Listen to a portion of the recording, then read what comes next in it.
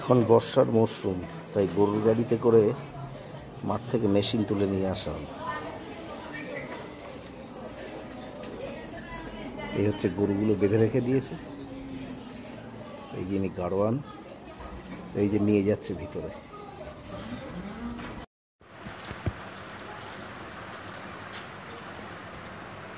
দুটো বাচ্চা বেড়াল, একটাই যে শুয়েছিল আর একটা ওই যে নেমে যাচ্ছে, ওই যে কোনায় ছায় বেঁধে রেখে গেল গরুগুলোকে। গরুগুলোর চেহারা ভালো, বেশ যত্ন পায়।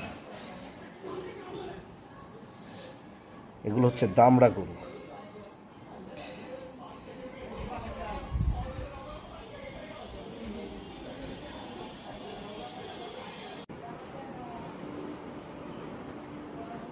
আরাম করে শুয়ে আছে নিশ্চিন্ত মনে।